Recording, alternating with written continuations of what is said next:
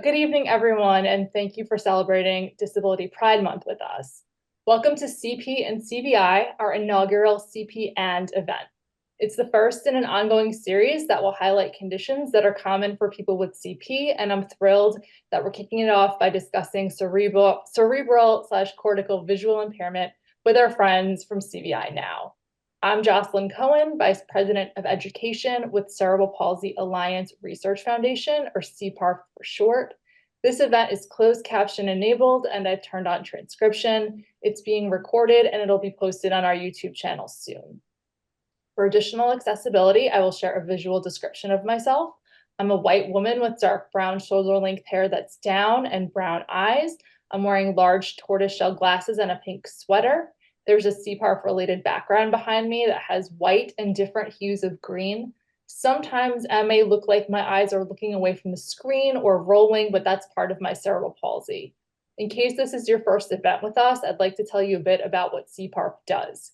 Despite being the world's most common lifelong physical disability and affecting 18 million people worldwide, cerebral palsy is one of the most underfunded conditions. That's why CPARF is currently funding nearly 50 CP research projects addressing adulthood, early detection and early intervention, chronic pain, technology, regenerative medicine, and genomics.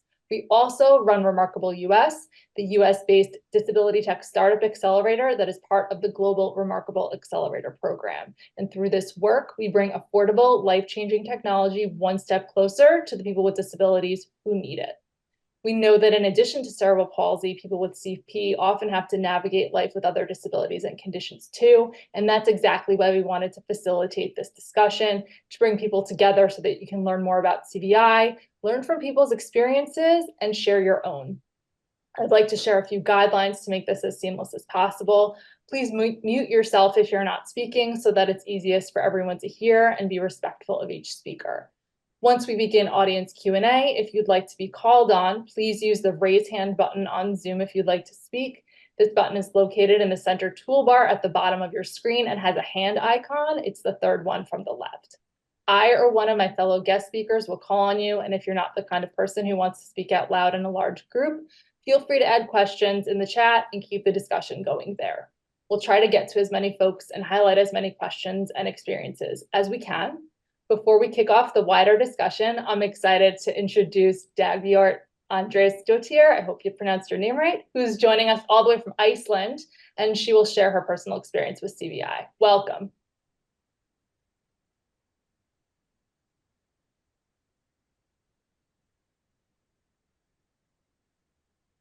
Thank you, guys. Happy to be here. Thank you for having me. We're so glad to have you. Dagbjört, before we go ahead, do you want to share a little bit about what it's like living with CP and CVI? Well, first, I should ask you guys, especially from the CPARF, what do you know about CVI? Well, different people know different amounts of things, which is one of the reasons we're here. So we want to share with the folks who are here today a little bit about what CVI is, what the experience is like for someone who has CP and CVI overlapping. You know, as I have CP myself, I know that I rely a lot on visual cues and understanding of where I am in space, even though my spatial relations are not great. So I'd maybe be curious to hear about your experience with that. So I was born 2 months prematurely, which resulted me in having periventricular leukomalacia, which is shortened PVL, which is the cause for both my CVI and my CP. I was diagnosed with CP right then and there, a few months old, but my CVI diagnosis came in 2018. Wow. Although I was born with both conditions. What was the thing that precipitated your diagnosis? Did you have a specific experience that kind of pushed doctors over the edge to give you that diagnosis, or did you have to sort of, you know, go through a bunch of different doctors to get the answer that you needed? So actually, it was my mom, who was a teacher, and she was working one day, and there was this kid who came to the school that had been diagnosed with CVI. And my mom had to go for a meeting to learn how to help the kid go through school. Mhm. And then she realized that this kid ticked all my boxes. Wow. So it was like a light bulb for her. And so we went to the doctor and nobody believed us. So it took another year to actually basically force or persuade the doctors to refer me to the Blind Association they just did it because mom told them to, Wow. They didn't want to themselves. So it was pure coincidence. We love a great parent advocate, and I'm so glad that your mom was able to persevere with you and get you the diagnosis that you needed. She didn't know anything about CVI, and as did my dad, didn't know anything. And it turns out that my ophthalmologist, when we confronted him about this, he said, well, yeah, I've known it for the whole time. So we asked him, why did you tell us anything? And he said, CVI doesn't exist. CVI isn't a big problem. So you both knew you had the problem and said it wasn't an actual problem. Exactly. I don't know if that is true, or he just said that he knew it to like look good. I don't know. Mm-hmm. But yeah, that's what we for him.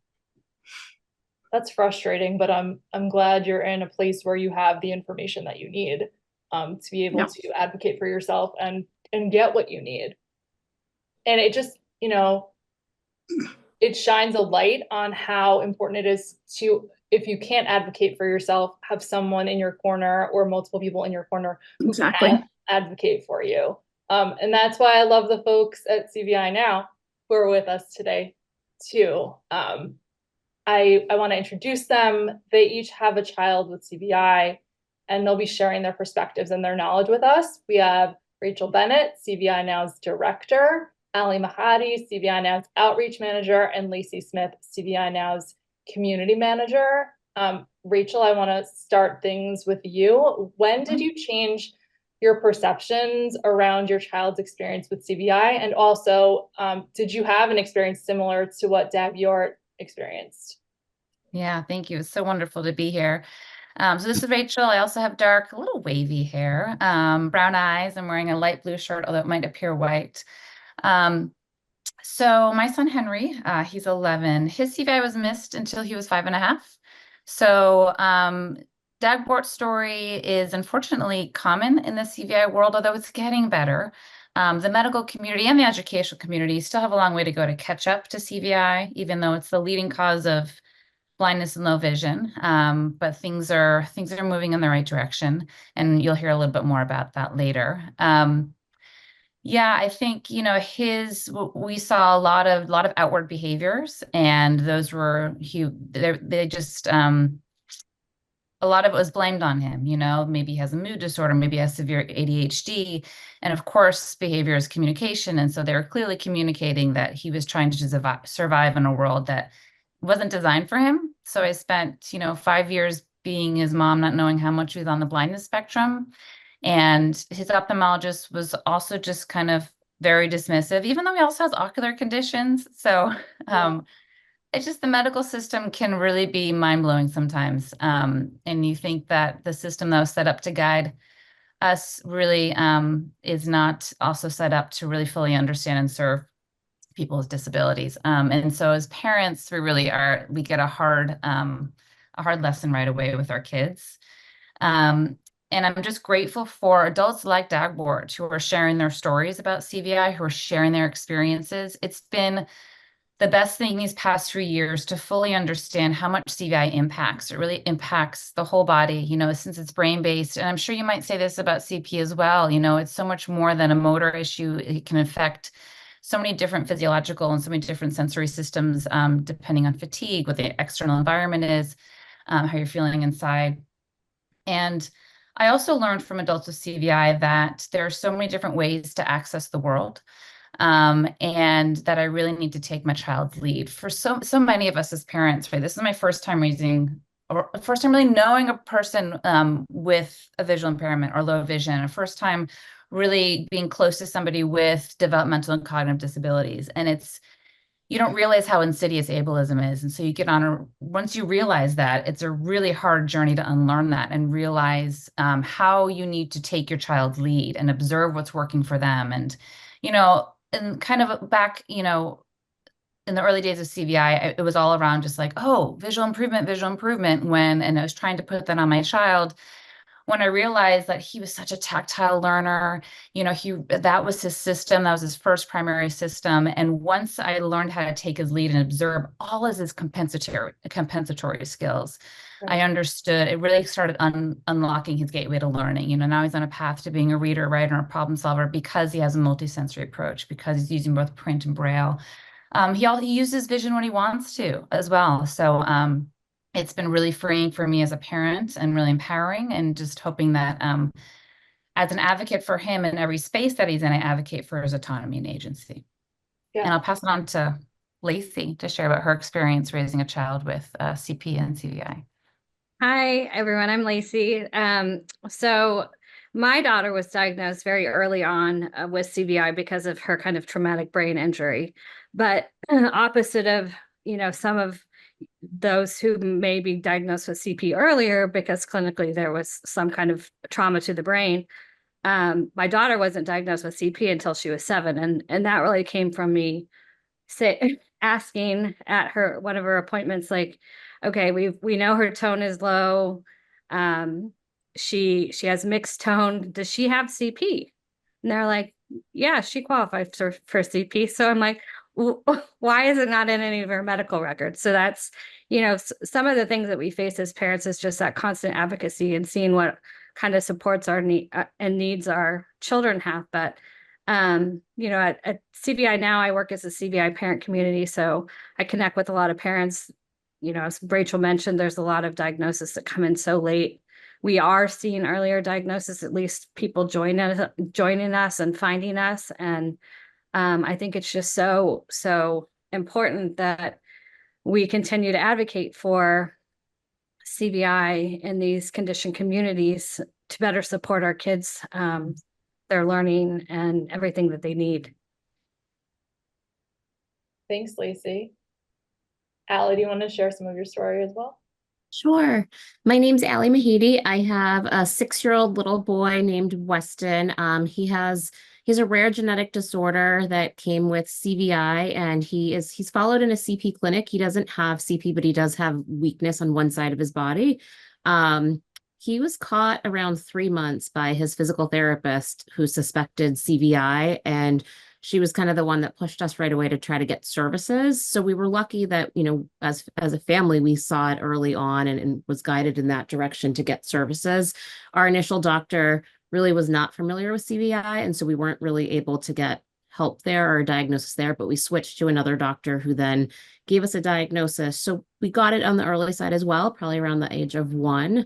Our issue was mainly more with education in terms of we knew he had CVI, we knew what to do for him because we got all the in-home services through early intervention, but his school system was not familiar with it, and they did not know how to support his needs whatsoever. And kind of like what Rachel was saying, looking at him as potential behavior problems as a preschooler, he's nonverbal, lots of other medical issues going on. And he was in a classroom with, I think, 20 to 25 kids his first year when he was 3 years old. And his response was biting himself and crying and sitting on the floor and putting his head down and not eating. So that whole first year, it's devastating to watch your child go through that, but it really forced us to learn a lot about CVI, what he needs, and really how to get him out of there and how to get him into a placement that understands how to work with his vision and let him like Rachel said, lead. And so we did, and we were lucky. He's in a new placement and he's doing really well, and all of his providers are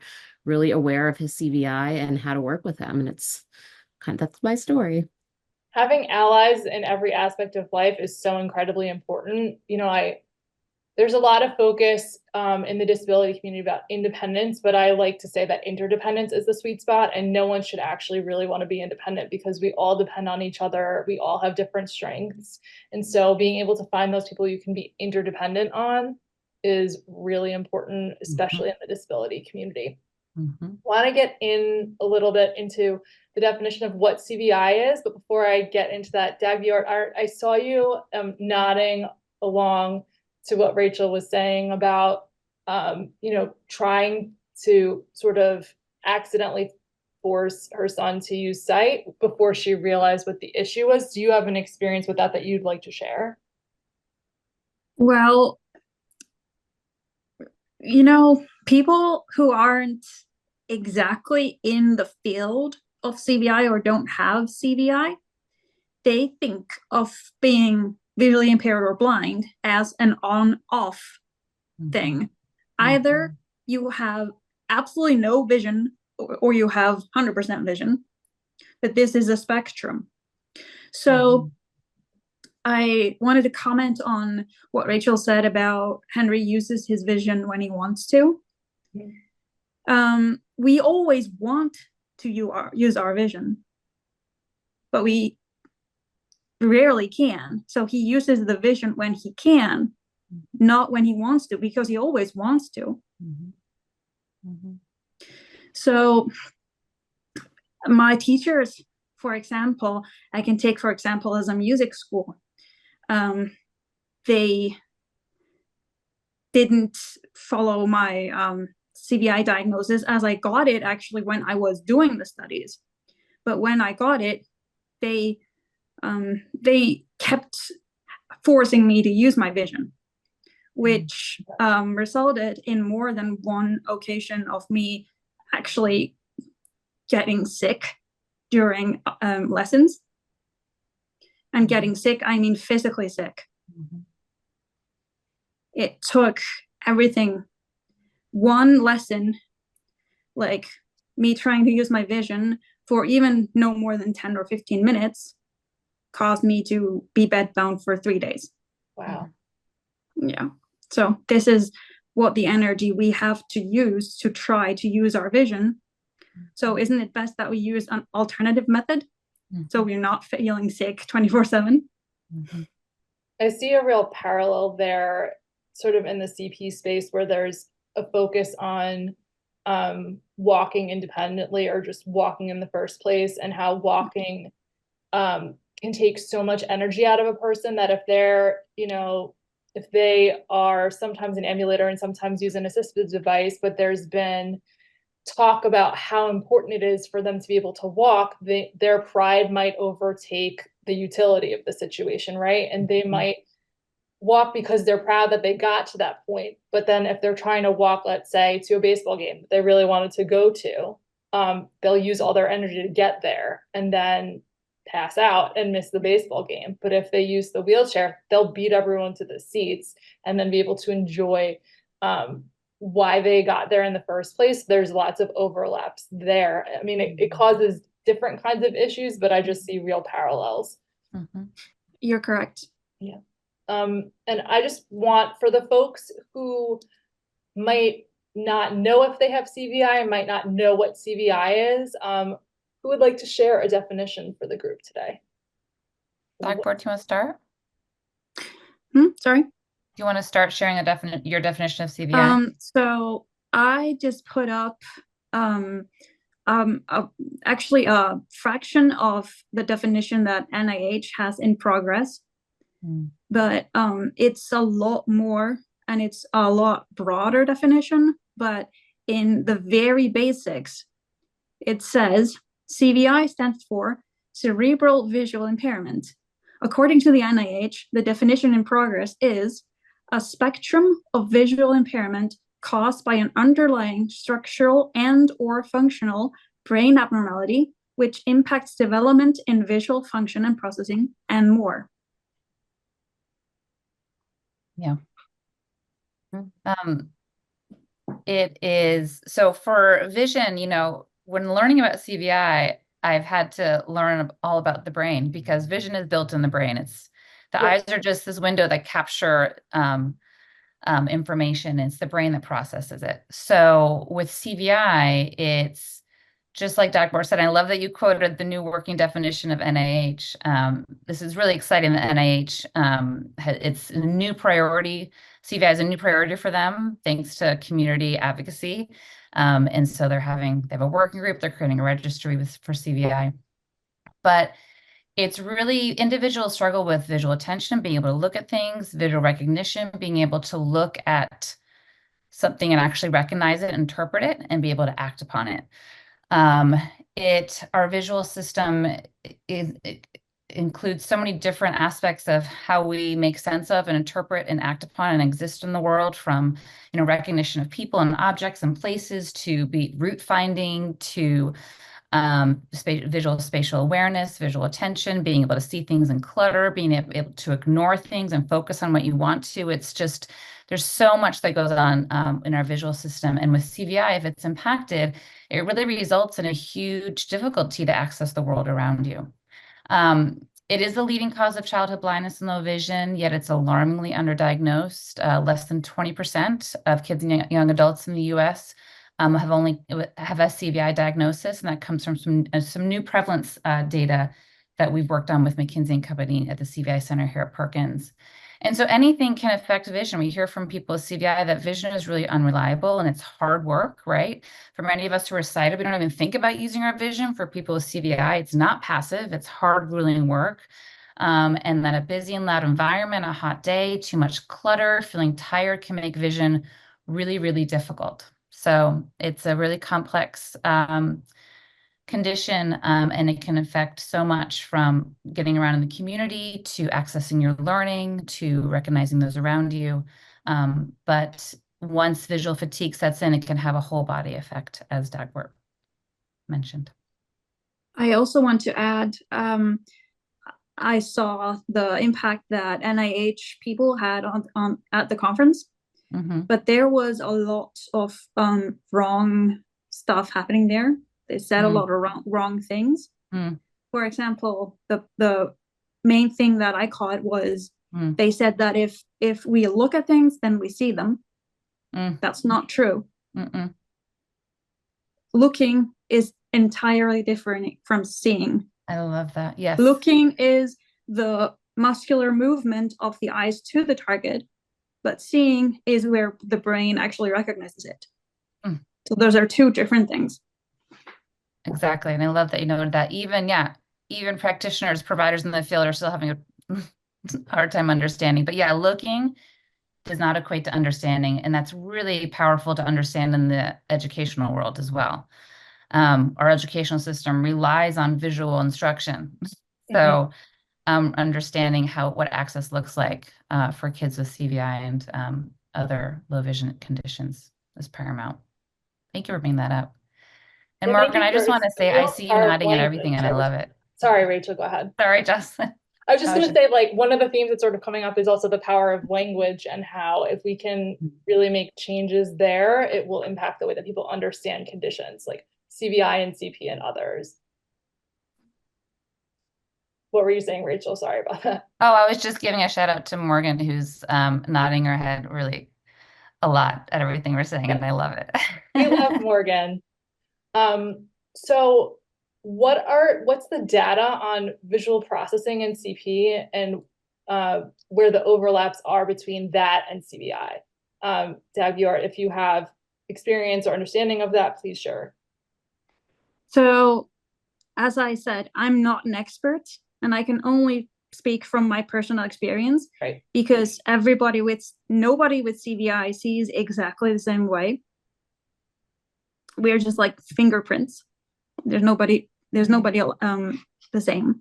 So I've heard two things.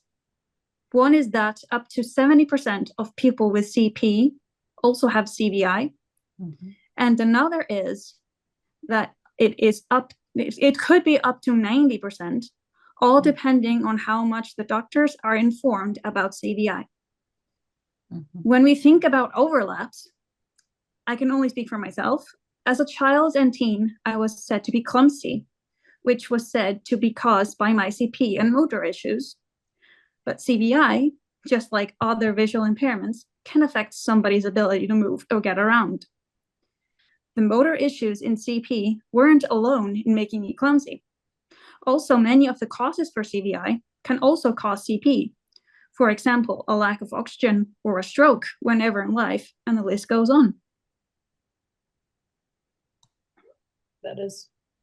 Thank you for sharing that. That's all really helpful information. And I like to say that we're experts in the ways that our disabilities affect us, even if we may not be scientific experts. Ellie, do you want to share some data that we found? Yeah, kind of, similar to what Dagbjört said, we know that some of the common causes of CVI are also the common causes of CP, and things like lack of oxygen to the brain or stroke or infection, fever, damage to white matter. And we also know, like as Dagbjört said, from literature that kids with CP are more likely than not to have CVI. There's different studies out there, but there are lots of different research studies that show we're seeing between 50 and 70%, but we also recently saw something from CPRN that said up to 87% of children have CVI with CP. The work that we partnered with McKinsey & Company with at the CVI Center last fall, the 180,000 kids that we found in the US, or at the base of that is 65% of those also had CP. So we're constantly seeing that there's a large portion of the CVI community having CP as well.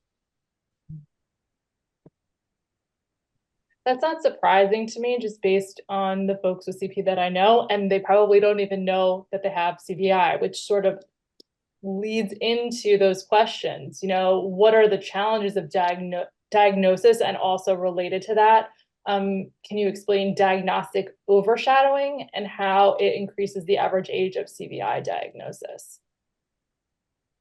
So CVI is still such a taboo in the world that very few, if any, professionals, for example, ophthalmologists, neurologists, or other, are ever taught about it in their studies. What they learn is how the eye itself is constructed and how it helps us see. That's only half of the story. Our eyes are only light collectors. If our brain has any kind of problems or atypicality, it's not able to process the picture correctly.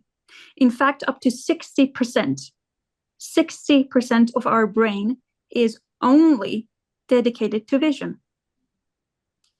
So you don't need much to happen for CVI to show itself. So in most cases, the professional never believe that a CVI is a thing, even if there are obvious visual difficulties that even they or their families know about, but cannot find the reason for. For those of us who are born with CVI, we cannot compare ourselves to others. So we just think our vision is typical until proven otherwise. This denial from the professionals and even family or friends can cause a lot of trauma and anxiety.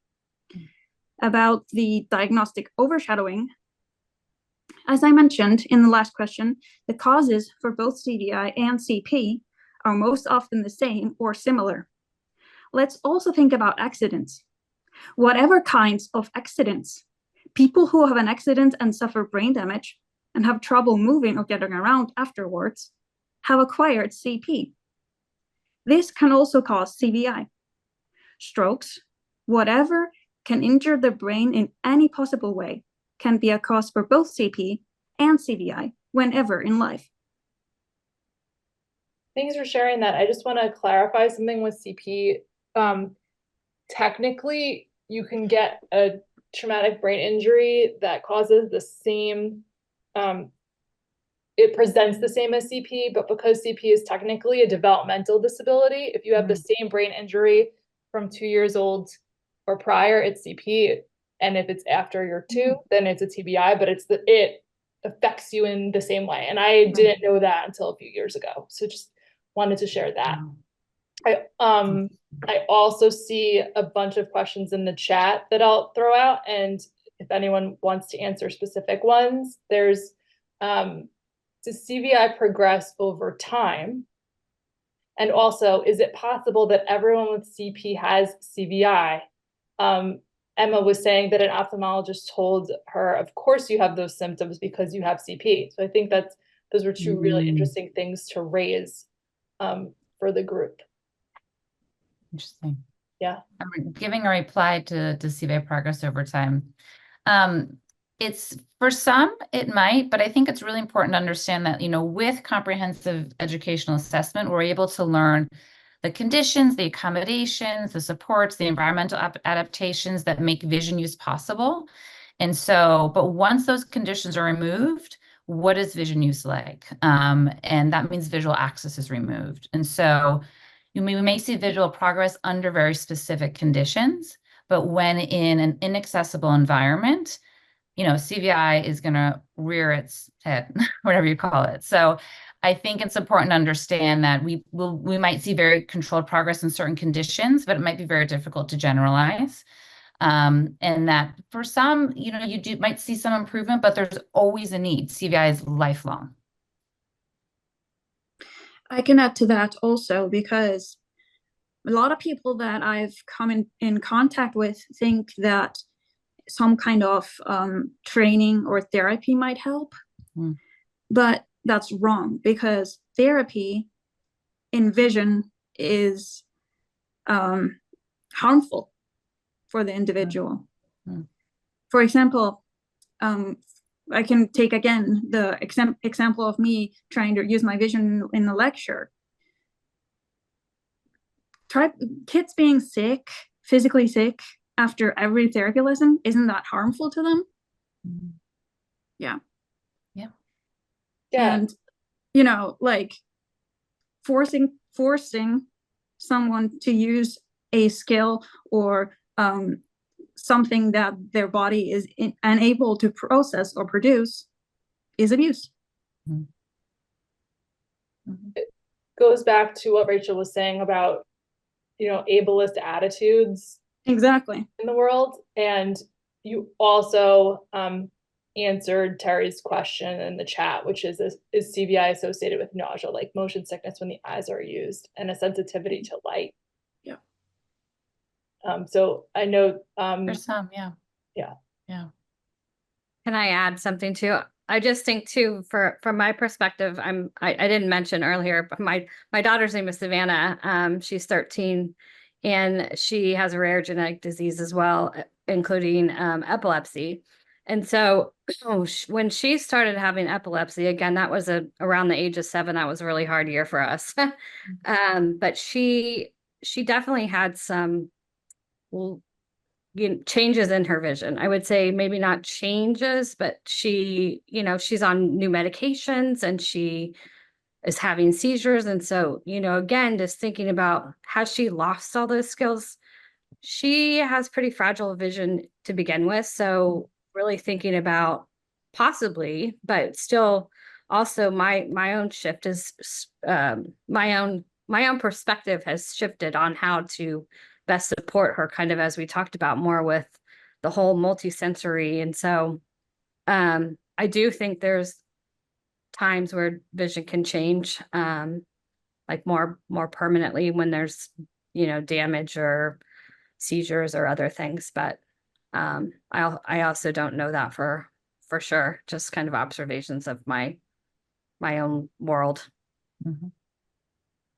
Those are really helpful, because again, everyone has different experiences with whatever their disability or disabilities are. And so the more we can highlight those, the more people can see their own experiences and other people's experiences to help them throughout their lives. Yeah, definitely.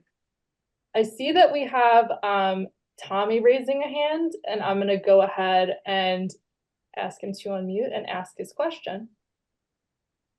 Yeah, hi.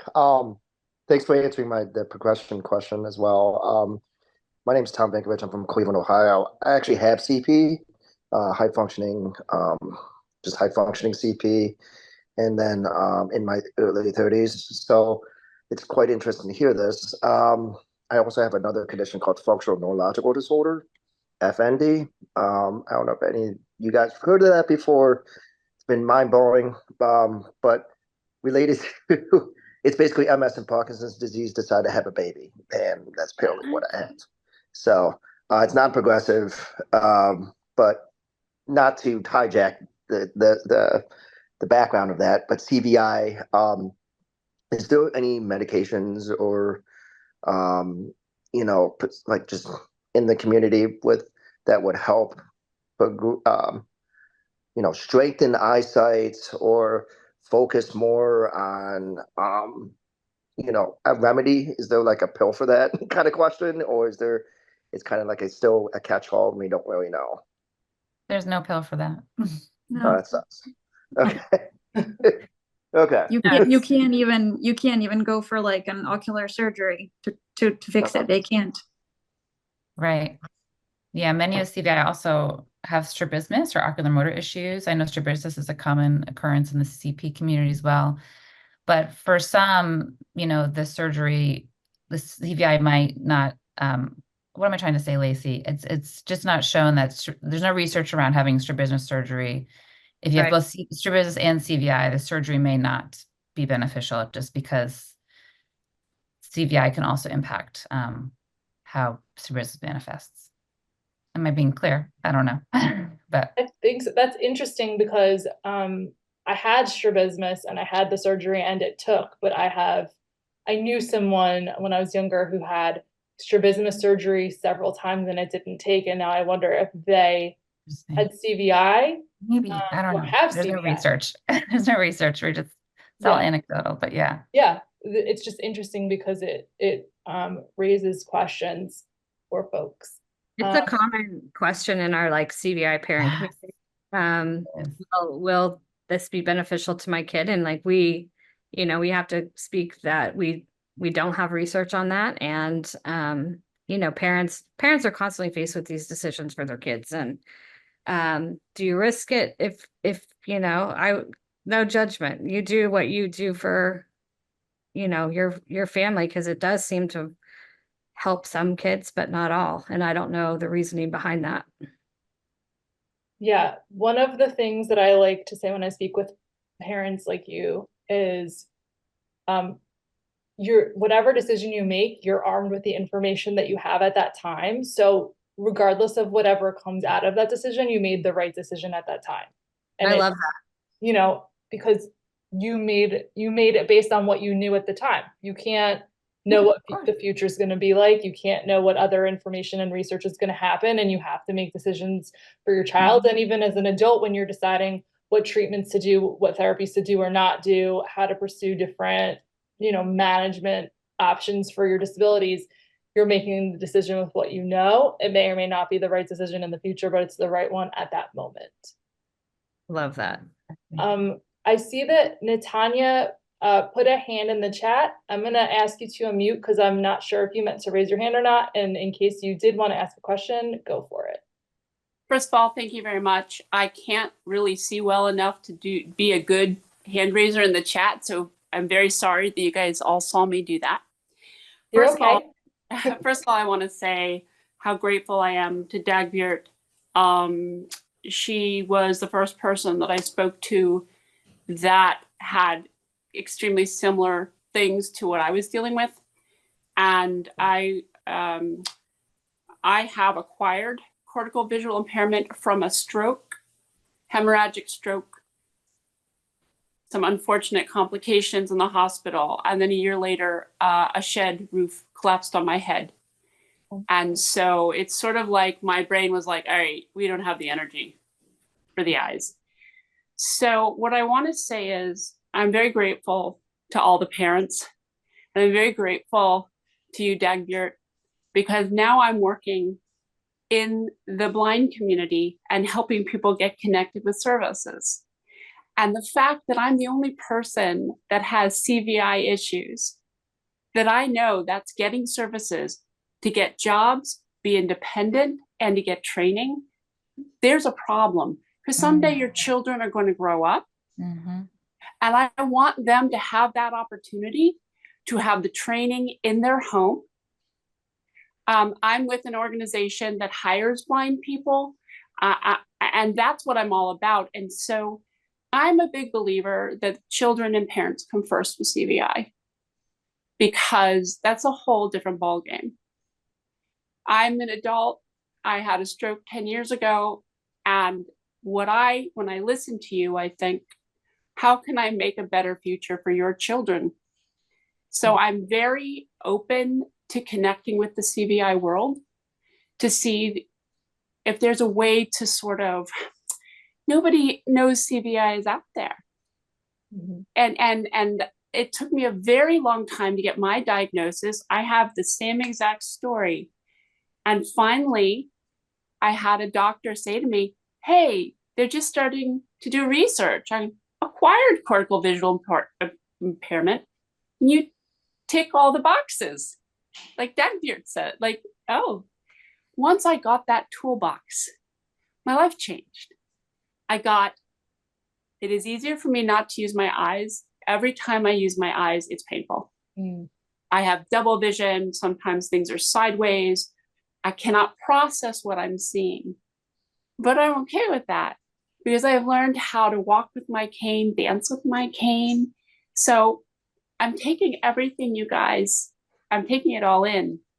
And if you ever wanted to contact me, I really maybe need help in trying to create a world for your kids where they can get the services they need to get jobs. But right now, there's no understanding of that. And I just wanted to leave that open to you of how can we as adults working with the blind and getting them services, how can we help you? Or how can we help older people? And so I'm just going to leave that open. But I want to thank you all so much for doing this. And I wish I'd had a mom that could have advocated for me. And I just think you guys are wonderful and your kids are really lucky. So that's all. Thank you so much, Natanya. I Ooh. really appreciate that. And Natanya. everybody, you guys go ahead though. It's a lot to Oh my God, Natanya, this is Rachel. Yes, let's be in contact now.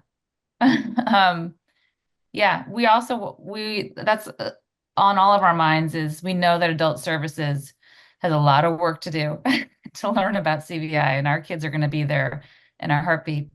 And so many of our kids are already there, so thank you for that. That means the world. Well, I just want to tell you that I'm a speaker and I've gotten to be on television. So I've gotten to do a few things. Great. And in the back of my mind, I always say I have acquired cortical visual impairment. Yeah. So if you guys can give me ideas, I work for I help work with an organization that is exactly what your kids may need. Job training, jobs. So anyway, thank you. I'll make sure to connect you guys. Beautiful. Yeah. That was Jocelyn.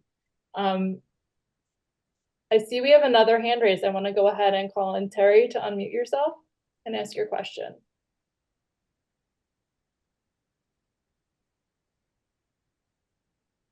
Oh, hi. Can you hear me? Yes. Okay. So I was just wondering if you could talk a little bit more about some of the symptoms that CVI has, because I have cerebral palsy and I'm a 35-year-old adult, so this is, late in the game, but I've had issues with strabismus my whole life, but in the last couple of years, I've had really bad nausea and pain behind my eyes, and I'm just sort of trying to figure out why the last 2-3 years has gotten significantly worse, and whether I think I do tick a lot of the boxes with CVI, but I was wondering if you could talk a bit more about some of the symptoms as well as some of the options for treatment. Go ahead, Dagbjört. You want to share? So actually, CVI should be plural. It should be CVIs, cerebral visual impairments, because there are over 100 types or more accurately symptoms. So no one has exactly the same symptoms, and all the symptoms have names. So what I've done is I've linked in the chat, is probably at the top, a link from CVI Scotland with these short lectures from Gordon Dutton, where he explains each symptom by its name and what it does to you. So I encourage you to look at that. Okay, thank you. And And then We what do- about treatment? Is there? There is, as we said, there is no medical treatment for CVI, but what can help is if you, along with the people that are working with you, if you know your symptoms, for example, from the list, if you can check in the boxes of most or all of the symptoms, Gordon will have some ideas with how to manage them. For example, if you have trouble reading, then you might want to switch to Braille. If you have lower visual field loss, which means you cannot see below your nose or even less, you might want to use a white cane, for example. Okay. Can And then I have you heard, Okay.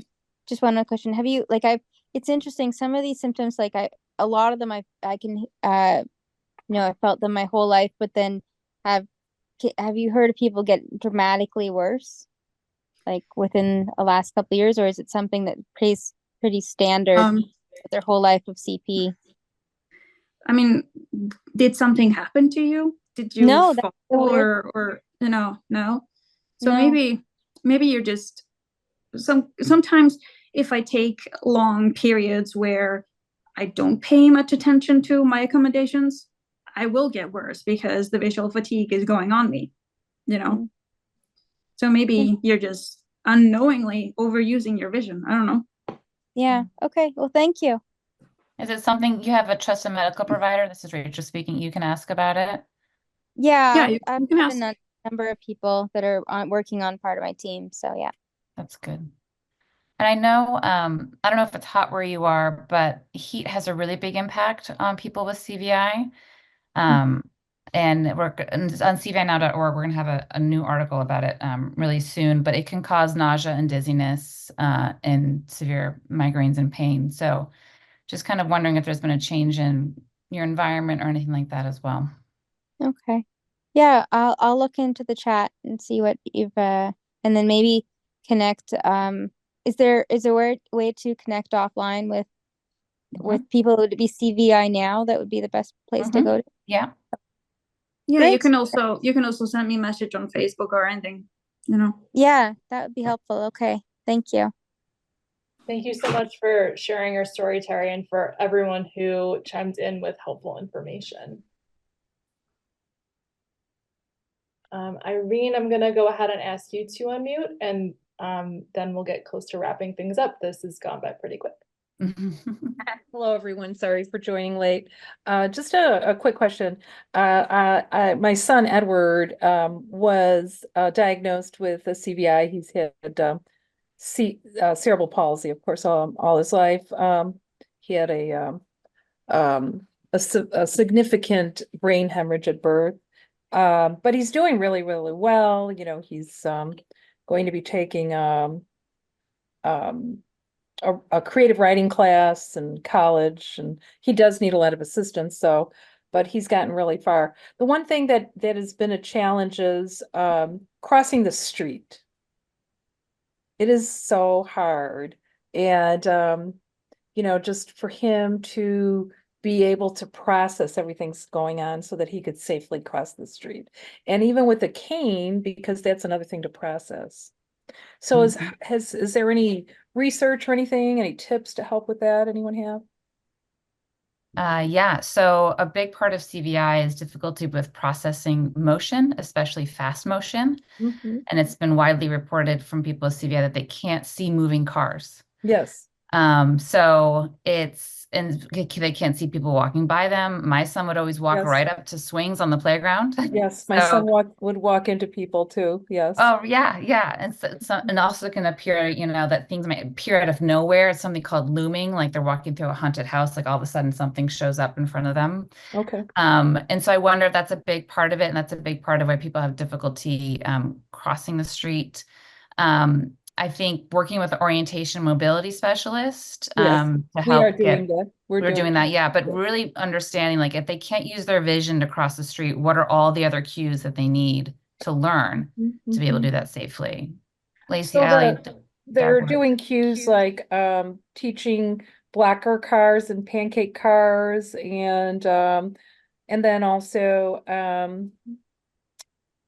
I mean, I think that's probably the biggest thing, just really, looking for that, looking for, on the sidewalk, there's like bumps, that act like Mhm. braille for people.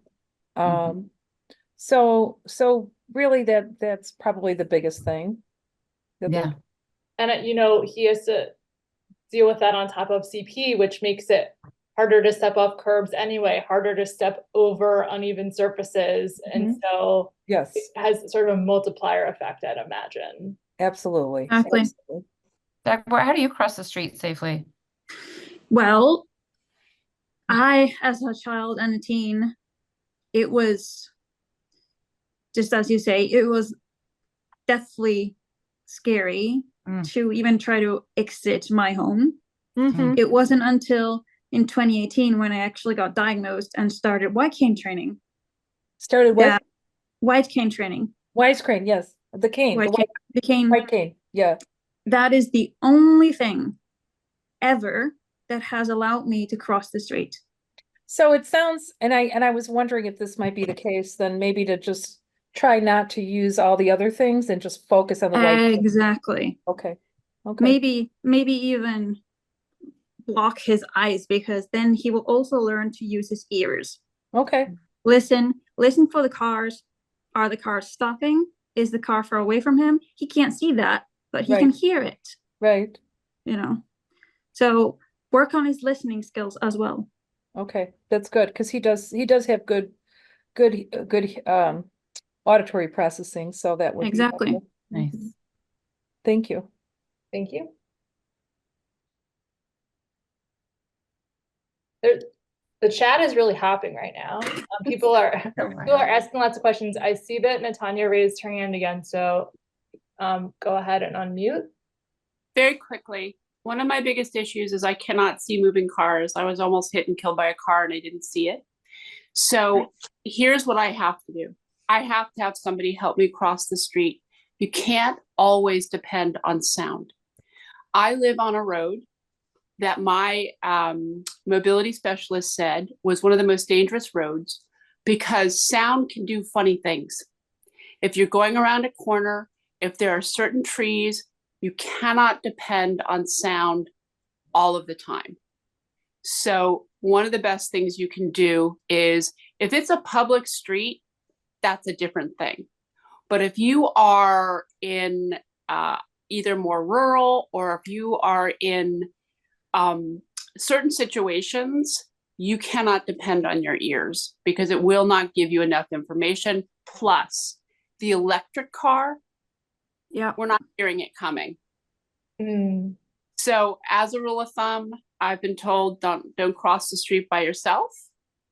And but I think there's a difference in walkways, but that's just been my experience. Thank you, Natanya. Appreciate that.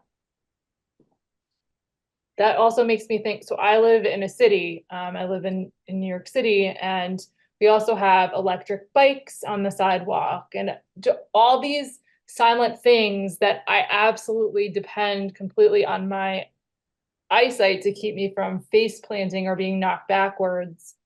And sometimes that doesn't even work. So you saying the electric car piece reminded me that all these other silent, very fast things can also come at you on a sidewalk where you're not expecting them to be.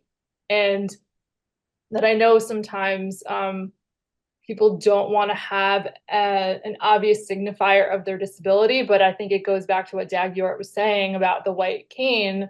You'd hope that people on a sidewalk in an urban environment whose vision is fine would get out of the way for someone with a white cane if they're not able to be walking with someone else in that situation. Like I can say, like, not having the white cane for me, it's life-threatening. Literally, you can be killed. So it's like not having a but the security belt on you when you're driving. It's exactly the same stuff. It's a really important warning for people to heed.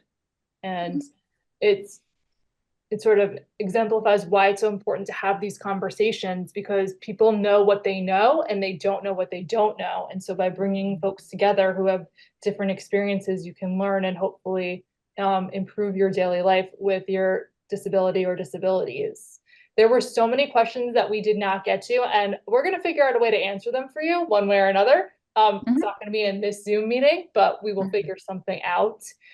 We just have a few minutes left, and I want to thank Dagbjört, Rachel, Allie, and Lacey, and thank you to everyone who joined us, who asked questions, who shared your thoughts and your experiences and got a little bit personal. I think it's really helpful for everybody. There are great things happening at CPARF and CVI Now all the time, including events, online discussions like this one, podcast episodes, and more. So please make sure you're following us on your favorite social media platforms.